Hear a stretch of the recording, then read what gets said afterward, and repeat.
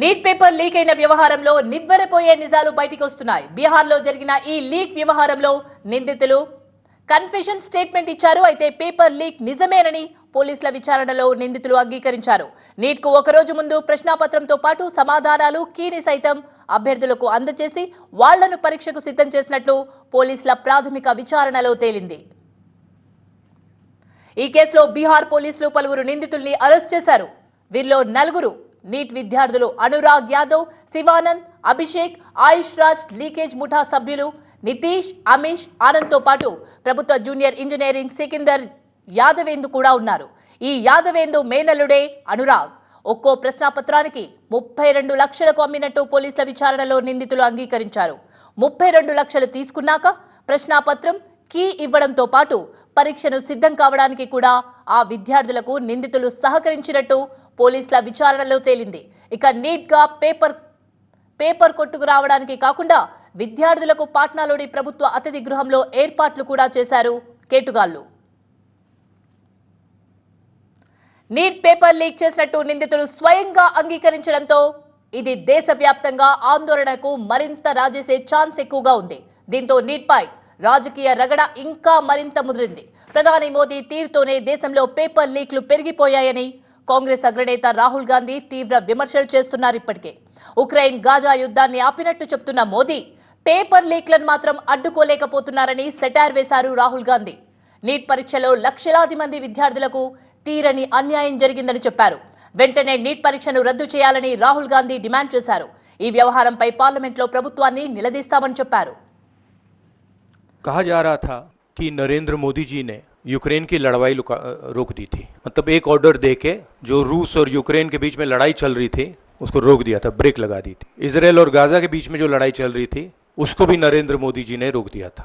मगर किसी न किसी कारण जो हिंदुस्तान में पेपर लीक हो रहे हैं उसको नरेंद्र मोदी रोक नहीं पा रहे हैं या रोकना नहीं चाहते हैं.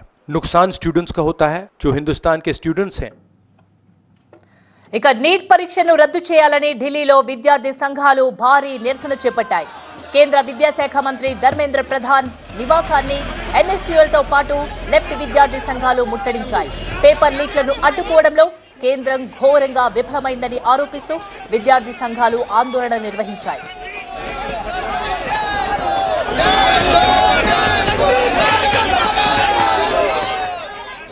నీట్ పేపర్ లీక్ అవకతవకలకు నిరసనగా ఇవాళ హైదరాబాద్ లో కాంగ్రెస్ ర్యాలీ చేపట్టింది. ఏఐసీసీ ఆదేశాలతో గాంధీ భవన్ నుంచి అసెంబ్లీ వరకు ర్యాలీ నిర్వహించారు. దీనిలో ఎన్ఎస్యూఐ కార్యకర్తలు, కాంగ్రెస్ నేతలు పాల్గొన్నారు. నీట్ పరీక్షను వెంటనే రద్దు చేయాలని కాంగ్రెస్ డిమాండ్ చేసింది.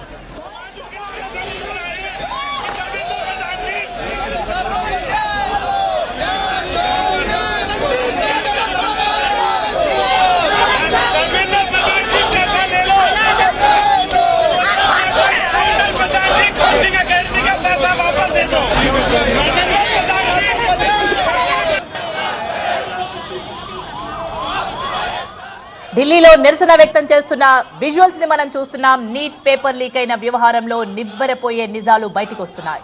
బీహార్లో జరిగిన ఈ లీక్ వ్యవహారంలో నిందితులు కన్ఫెషన్ స్టేట్మెంట్ ఇచ్చారు. పేపర్ లీక్ నిజమేనని పోలీసుల విచారణలో నిందితులు యాక్సెప్ట్ చేశారు. నీట్కు ఒక్కరోజు ముందు ప్రశ్నాపత్రంతో పాటు సమాధానం కీని సైతం అభ్యర్థులకు అందజేసి వాళ్లను పరీక్షకు సిద్ధం చేసినట్టు పోలీసుల ప్రాథమిక విచారణలో తేల్చారు నిందితులు. ఈ కేసులో బీహార్ పోలీసులు పలువురు నిందితుల్ని అరెస్ట్ చేశారు. వీరిలో నలుగురు నీట్ అభ్యర్థులు అనురాగ్ యాదవ్, శివానంద్, అభిషేక్, ఆయుష్ రాజ్ లీకేజ్ ముఠా సభ్యులు నితీష్, అమిత్, ఆనంద్తో పాటు ప్రభుత్వ జూనియర్ ఇంజనీరింగ్ సికిందర్ యావేందు కూడా ఉన్నారు. అయితే ఈ యాదవేందు మేనల్లుడే అనురాగ్. ఒక్కో ప్రశ్నాపత్రాన్ని 32 లక్షలకు అమ్మినట్టు పోలీసుల విచారణలో తెలిపారు నిందితులు.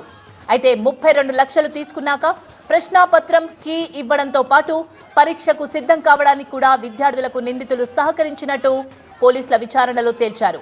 ఇక నీట్గా పేపర్ కొట్టుకు రావడమే కాకుండా విద్యార్థులకు పాట్నాలో ప్రభుత్వ అతిథి గృహంలో ఏర్పాట్లు కూడా చేశారు కేటుగాళ్లు.